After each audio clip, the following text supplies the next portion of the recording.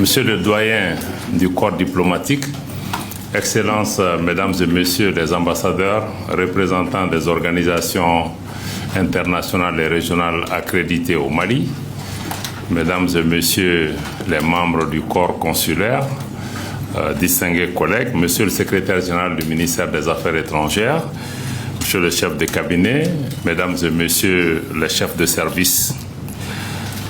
Monsieur le doyen, je voudrais tout d'abord vous remercier d'avoir honoré l'invitation pour cette session d'échange d'informations, la première de cette année 2026. Comme le gouvernement s'y est engagé, nous privilégions toujours la communication directe avec l'ensemble des partenaires internationaux de notre pays, en toute transparence, mais aussi en toute franchise, de manière régulière et lorsque les circonstances particulières l'exigent. La présente rencontre s'inscrit, hélas, dans le cadre de circonstances particulières, je dirais même de circonstances tragiques.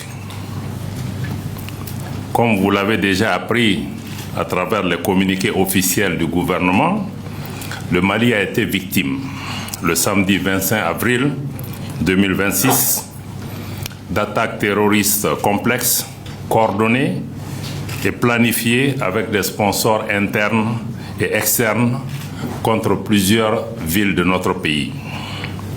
Ces attaques ont causé des victimes, civiles comme militaires, au nombre desquelles le regretté général d'armée Sadio Kamara, ministre d'État, ministre de la Défense et des anciens combattants, dont les circonstances de la disparition ont fait l'objet du communiqué en date du 26 avril 2026 du gouvernement de la transition. En sa mémoire et en la mémoire de toutes les victimes de ces attaques barbares et terroristes, je voudrais vous inviter à observer une minute de silence.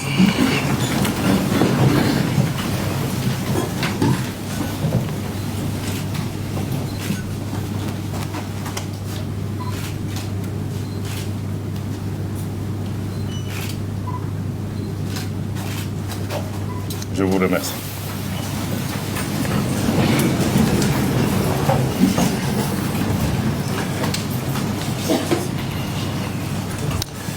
Le Mali, les Maliens, les Maliennes et les amis du Mali continuent de pleurer l'illustre disparu en la personne du général d'armée Sadio Kamara, dont la personnalité sans reproche, le parcours exemplaire, l'engagement patriotique et le sacrifice ultime en font désormais un héros national.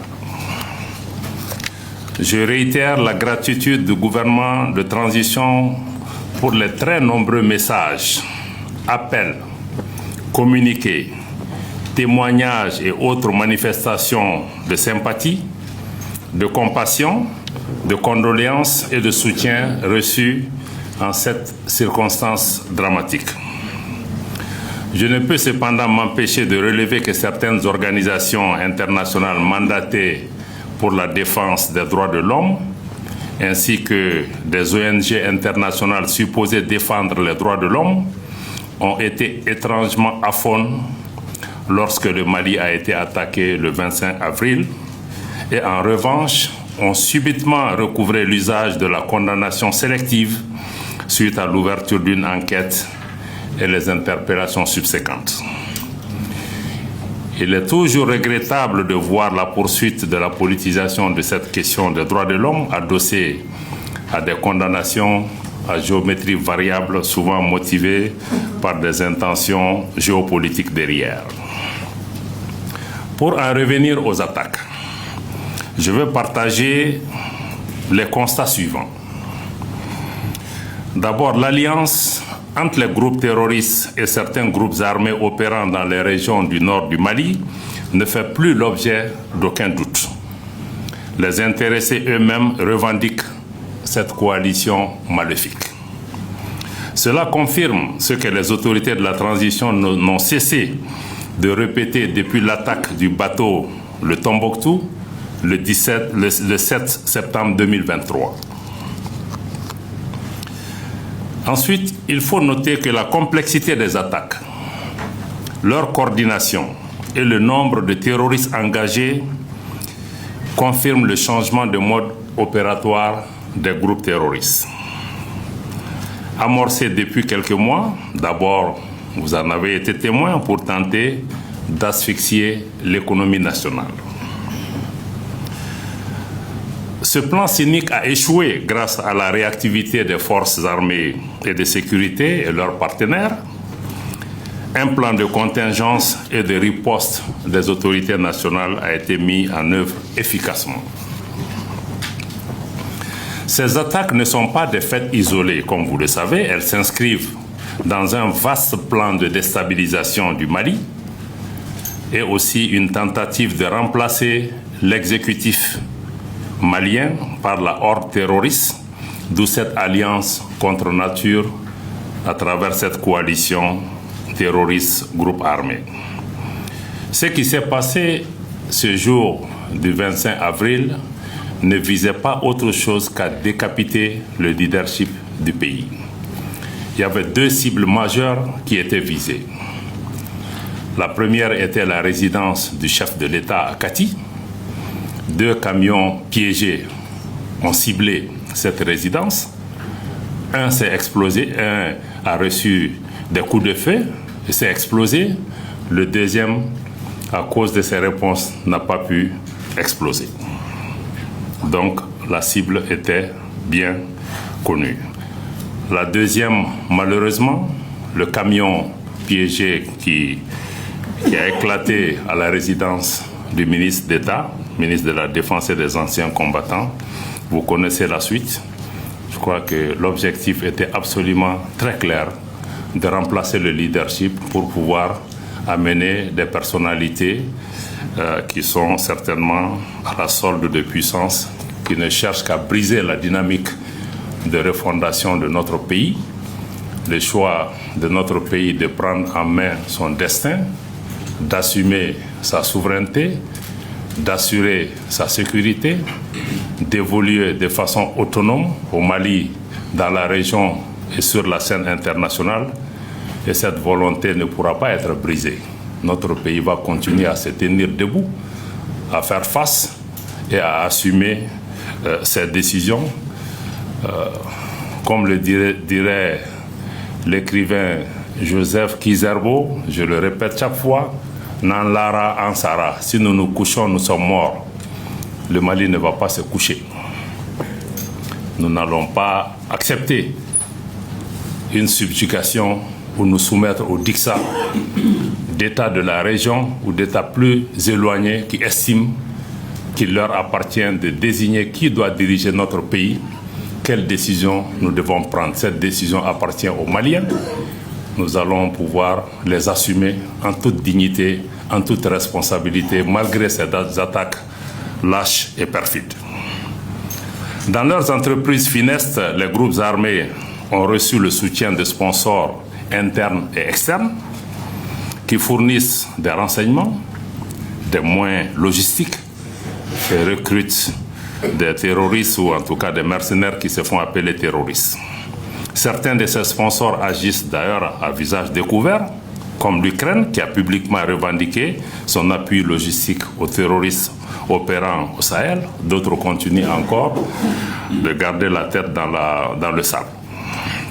Il s'agit pour nous très clairement, aujourd'hui, il faut que nous comprenions quand nous parlons de lutte contre le terrorisme de quoi nous parlons. Pour nous, la lecture est absolument très claire. Pour nous, il s'agit d'une guerre hybride, une guerre qui est menée par procuration par certains États contre le Mali et contre les autres pays de la Confédération des États du Sahel.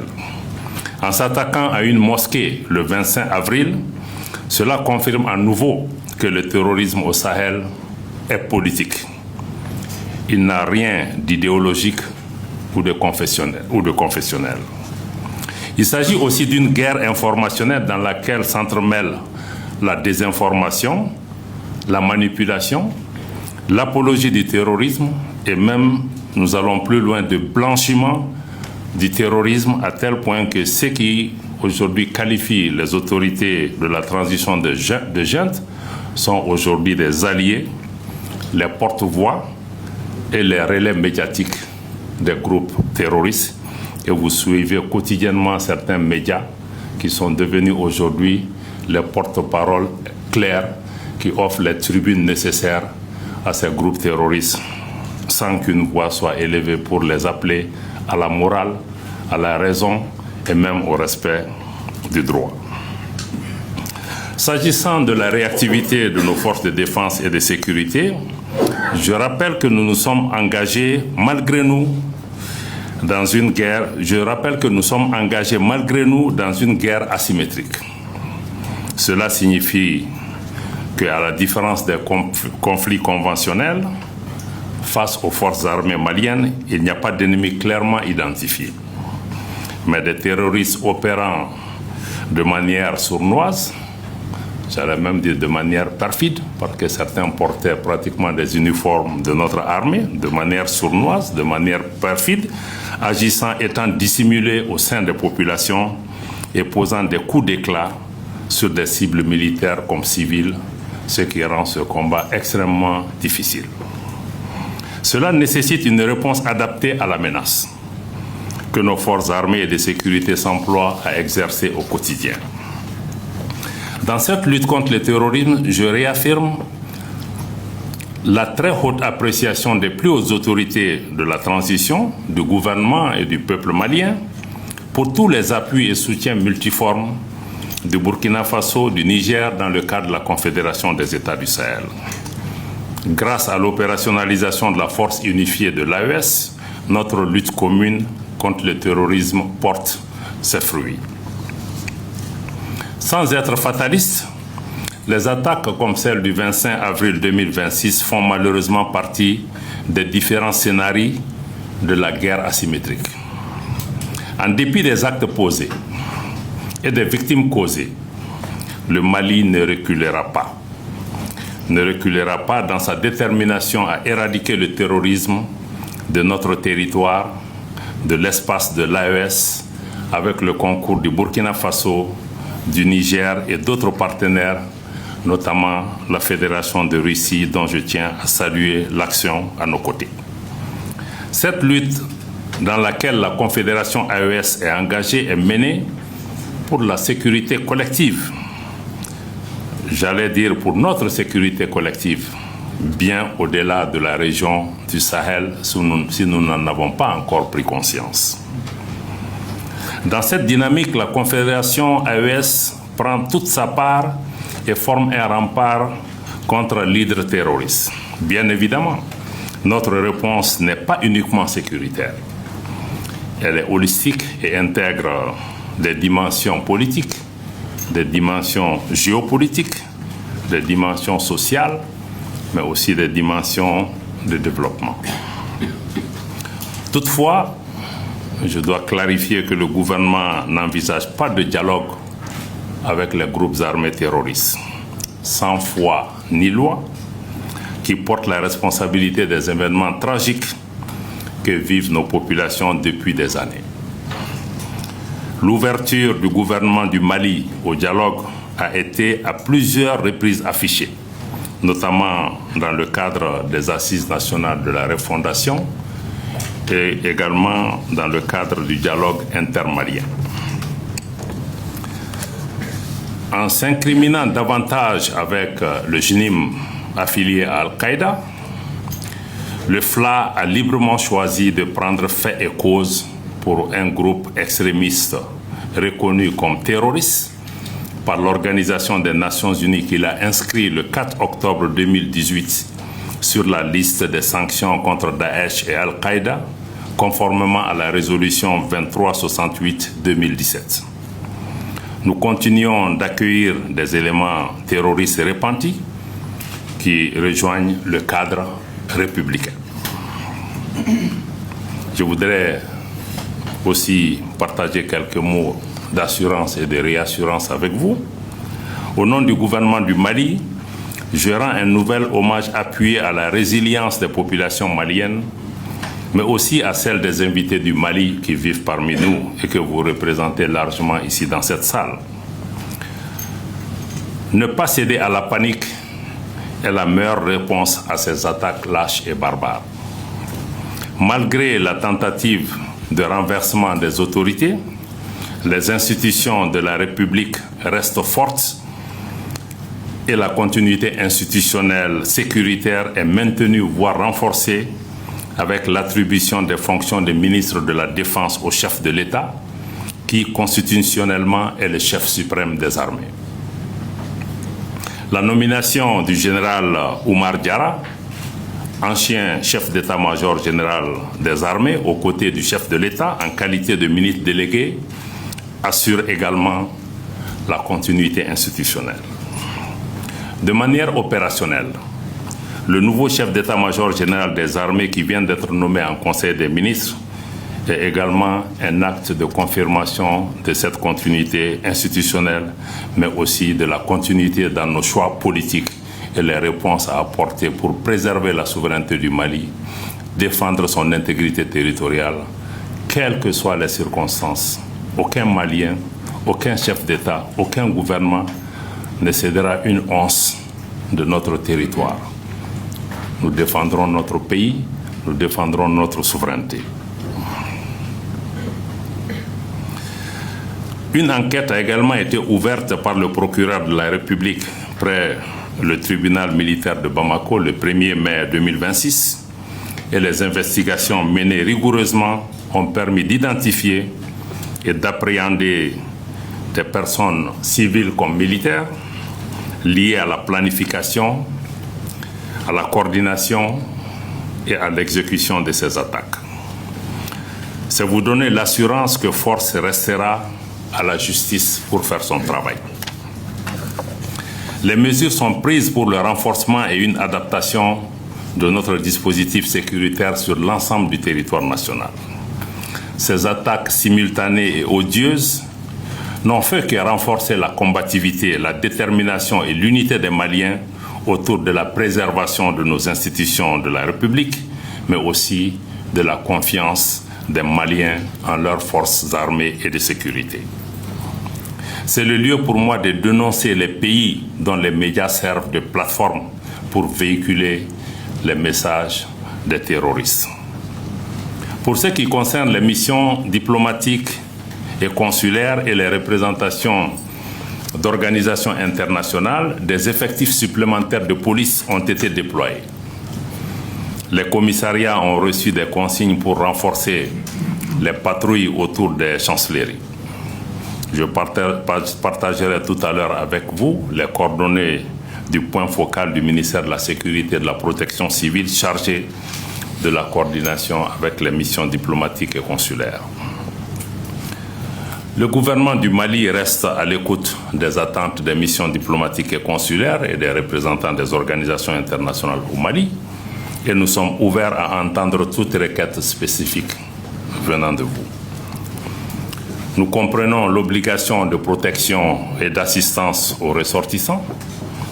Le gouvernement a exactement les mêmes obligations vis-à-vis des populations maliennes comme des invités du Mali que vous représentez. J'invite simplement les uns et les autres à considérer ce faisant l'impact négatif des interprétations de la teneur ou de la forme de certains de ces messages sur la situation sécuritaire nationale et sur le moral de nos concitoyens. En ce qui concerne notre desserte par les compagnies aériennes, je peux vous confirmer que les mesures de sécurisation renforcées de l'aéroport international président Modibo Keïta ont été prises et se poursuivent. Il n'y a aucune contrainte logistique opérationnelle à la desserte de Bamako par les compagnies aériennes et les livraisons de kérosène se poursuivent régulièrement. Je conclus à votre attention à tous par un message clair. Les forces armées et de sécurité poursuivent leur mission avec courage, professionnalisme et détermination. L'État du Mali est debout. L'État du Mali agit. L'État du Mali veille. Le Mali a certes été frappé Comme l'adage le dit, le Mali peut tanguer, mais le Mali ne chavirera pas. Je vous remercie de votre attention.